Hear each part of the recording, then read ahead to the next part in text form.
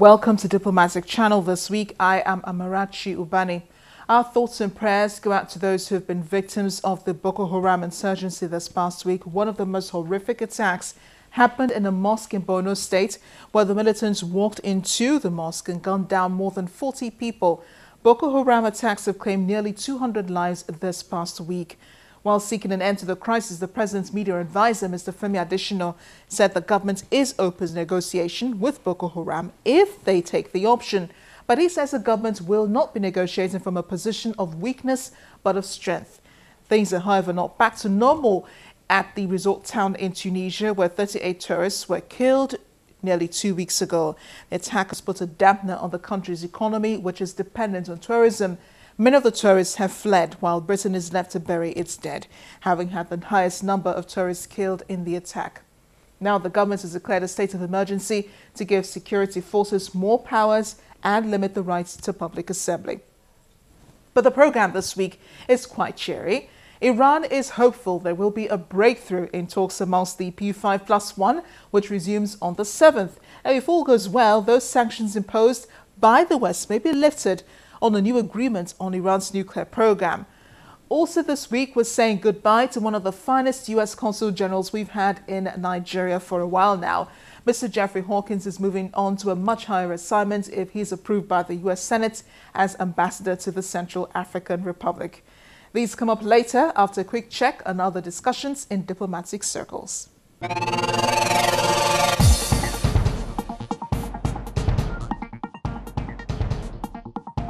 The Permanent Secretary at the Ministry of Foreign Affairs, Ambassador Bulus Lolo, says the international community perceives President Muhammadu Buhari as an incorruptible leader, which is why many are willing to work with him on developing partnerships with Nigeria.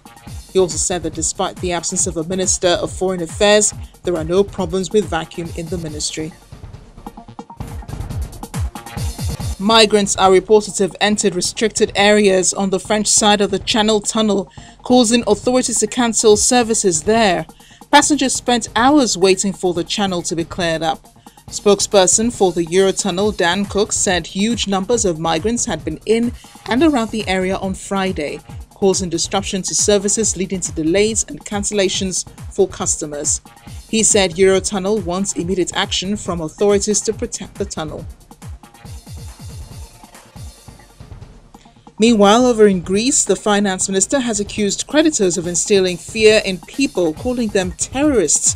The country's bailout program with the European Commission, the IMF and the European Central Bank ran out on Tuesday, and banks have been shut all week with limits on withdrawals. A referendum is set for this week, and leaders have been urging the people to vote no to terms of a bailout package. An ISIS affiliate called the Sinai Province says it's responsible for 3 rockets fired into Israel from the Sinai Peninsula. The attack was confirmed by Israel, which said 2 rockets landed south of the country, but there were no casualties or damages. Council leader for Eshkol region, where the missiles landed, Gadi Yakoni, said he trusted the army to take necessary measures to protect communities in the south.